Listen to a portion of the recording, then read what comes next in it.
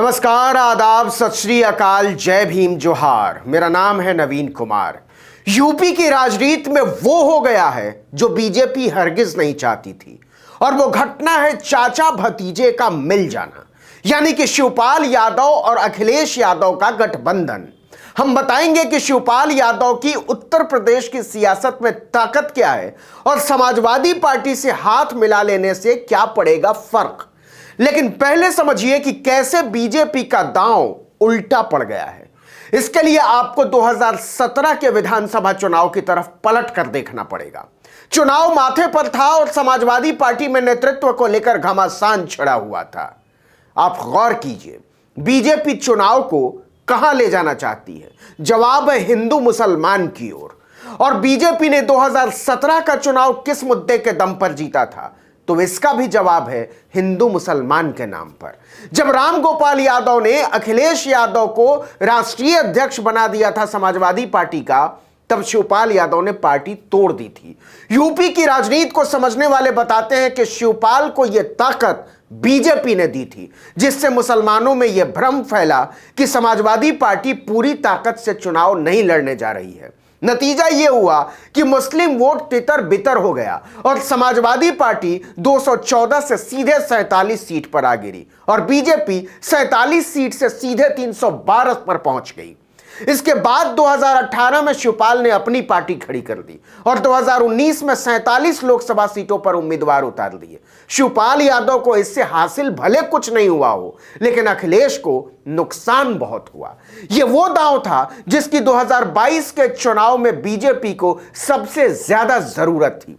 UP में असदुद्दीन ओवैसी की entry इसी इरादे से कराई गई थी। उन्होंने आते ही जुमला फेंका कि वो 100 सीटों पर चुनाव लड़ने जा रहे हैं। यह हवा बहुत जोर शोर से फैलाई गई कि शिवपाल यादव और ओम प्रकाश राजभर के साथ ओवैसी का गठबंधन होने जा रहा है। राजभर ने तो उसी समय ओवैसी पर गलत बयानी का आरोप जड़ दिया था, लेकिन शिवपाल से बीजेपी ने तब भी उम्मीद बांध रखी थी।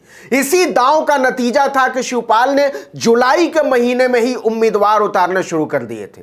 परिवर्तन यात्रा पर तो निकल ही पड़े थे और इस यात्रा के तहत वो अखिलेश के संसदीय क्षेत्र आजमगढ़ तक पहुंच गए।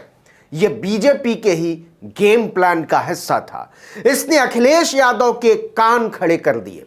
समाजवादी पार्टी के सबसे बड़े क्षत्रप मुलायम सिंह यादव भी इसे लेकर बहुत परेशान हो उठे थे, लेकिन अखिलेश यादव ने पहले ओम प्रकाश राजभर को साथ लेने की योजना बनाई। उन्हें उम्मीद थी कि शिवपाल इसके बाद मानने में देर नहीं लगाएंगे, कोई शर्त नहीं खड़ी करेंगे। अखिलेश अपने चाचा को झुकाना नहीं चाहते थे, मनाना चाहते थे। इसीलिए 16 दिसंबर की दोपहर उन्होंने अचानक से शिवपाल के घर खाने पर पहुंचकर भारतीय जनता पार्टी के हाथ से न केवल एक मोहरे को झपट लिया, बल्कि उसे अपना नगीना बना लिया।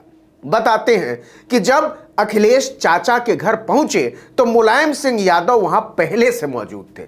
शिवपाल सिंह का पूरा परिवार उनका इंतजार कर रहा था। इसकी भी कहानी आगे बताएंगे। जैसे ही अखिलेश यादव के शिवपाल के घर पहुंचने की खबर फैली, पत्रकारों का काफिला लाल बहादुर शास्त्री मार्ग की ओर मुड़ गया। भाजपा के दिल्ली दफ्तर में खलबली मच गई और लखनऊ में मुख्यमंत्री निवास के फोन हकीकत जानने के लिए घनघना उठे। लखनऊ में शिवपाल यादव का घर अखिलेश यादव के घर से वैसे तो केवल 500 मीटर की दूरी पर है, लेकिन वहां तक पहुंचने में उन्होंने 5 साल लगा दिए। लेकिन जब वो वहां से निकले तो खाली हाथ नहीं थे। करीब 45 मिनट तक मुलायम सिंह, अखिलेश यादव और शिवपाल आपस में बात करते रहे। इस मुलाकात के नतीजे ने योगी मोदी का एक और समीकरण ध्वस्त कर दिया।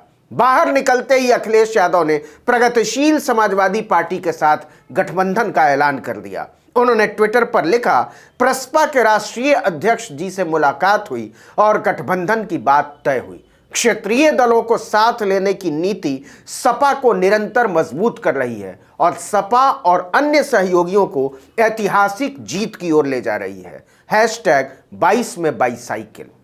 इस मुलाकात से ठीक पहले जरा समझिएगा, सुबह सुबह 11 बजे ही शिवपाल यादव ने अपनी पार्टी की बैठक बुलाई थी। इस बैठक के बाद उन्होंने अखिलेश यादव के पास अपना संदेशा भिजवाया और संदेश पहुंचते ही अखिलेश उनके घर के लिए रवाना हो गए। कहते हैं कि शिवपाल अपनी प्रगतिशील समाजवादी पार्टी के समाजवादी पार्टी में विलय के लिए भी तैयार थे, लेकिन अखिलेश ने जानबूझकर इसे चुनाव के बाद के लिए टाल दिया, जिससे गठबंधन बड़ा नजर आए। अखिलेश यादव के साथ मुलाकात के फौरन बाद सपा के राष्ट्रीय उपाध्यक्ष किरणमय नंदा भी शिवपाल यादव के घर पहुंचे। हालांकि तब तक अखिलेश निकल चुके थे। बताया जा रहा है कि सीटों पर फैसला किरणमय पर छोड़ दिया गया है। अब जरा शिवपाल यादव की ताकत को भी समझ लेते हैं कि कैसे इससे समाजवादी पार्टी को फायदा होगा और कितनी सीटों पर फायदा होगा, बीजेपी को कैसे नुकसान होगा। शिवपाल यादव संगठन के आदमी माने जाते हैं। मुलायम सिंह के साथ मिलकर उन्होंने समाजवादी पार्टी को खड़ा किया है। कार्यकर्ताओं तक उनकी सीधी पहुंच और कार्यकर्ताओं की उन तक सीधी पहुंच, यह एक ऐसी ताकत है जिसे उत्तर प्रदेश की राजनीति में मुलायम सिंह यादव के अलावा केवल शिवपाल सिंह यादव ने साधा। ऐसी कोई भी विधानसभा नहीं है जहां कुछ लोगों को वो नाम से नहीं जानते और पहचानते, लेकिन फिर भी कुछ ऐसे जिले हैं जहां शिवपाल अखिलेश से भी ज्यादा ताकतवर है। और ये वो इलाके हैं जहां अखिलेश को शिवपाल की बहुत सख्त जरूरत पड़ेगी। पश्चिमी उत्तर प्रदेश, अवध और बुंदेलखंड के करीब 10 जिलों की 60 से 70 सीटों पर शिवपाल का दबदबा है। इसके पीछे की वजह है कि शिवपाल यादव का अभी भी सहकारी समितियों पर कब्जा है। दूसरे, उन्होंने भाजपा के लाख उभार के बावजूद यादवों को खुद से छिटकने नहीं दिया है। उनकी पकड़ यूपी के 9% यादव वोट बैंक पर तगड़ी मानी जाती है। इसके अलावा लोध, कुशवाहा और मौर्या में भी शिवपाल की पहुंच अच्छी खासी है। यहां तक कि राजपूत भी उन्हें कम से कम नापसंद नहीं करते। अगर शिवपाल इन्हें अखिलेश के साथ जोड़ देते हैं तो अखिलेश का भले बहुत कम फायदा होगा, लेकिन बीजेपी का नुकसान बहुत बड़ा हो जाएगा। याद कीजिए, जब शिवपाल यादव ने 2018 में अपनी पार्टी बनाई थी तो योगी आदित्यनाथ ने मायावती का बंगला छीनकर शिवपाल यादव को दे दिया था। यह सेवा मुफ्त में नहीं की गई थी, बीजेपी ने उनकी सेवाओं का लाभ लिया था। यह अलग बात है कि चुनावी आंकड़ों के नजरिए से शिवपाल यादव मैदान में कहीं भी नहीं टिकते समाजवादी पार्टी के सामने। सपा से अलग होकर 2019 के लोकसभा चुनाव में उन्होंने अपनी प्रगतिशील समाजवादी पार्टी के चुनाव चिन्ह पर यूपी की 80 में से 47 लोकसभा सीटों पर अपने प्रत्याशी उतारे थे। रामगोपाल यादव के बेटे अक्षय यादव के खिलाफ फिरोजाबाद से शिवपाल ने खुद पर्चा भर दिया था।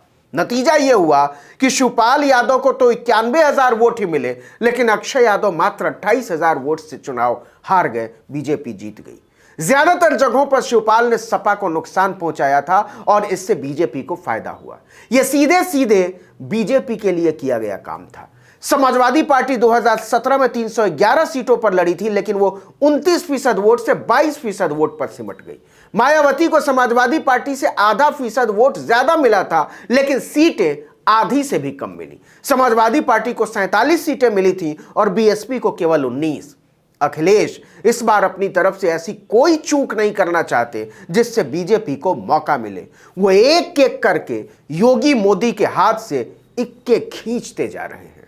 इस वीडियो में इतना ही, लेकिन अगर आपने आर्टिकल 19 इंडिया को अब तक सब्सक्राइब नहीं किया है तो फौरन कर दीजिए, बेल आइकॉन दबाइए, घंटी जैसी आकृति, लाइक कीजिए और कमेंट करके बताइए हमारा वीडियो आपको कैसा लगा। अगर यूट्यूब पर आप देख रहे हैं तो सब्सक्राइब कर दीजिए हमारे चैनल को, और अगर फेसबुक पर देख रहे हैं तो हमारे पेज पर जाइए और लाइक कर लीजिए। नमस्कार।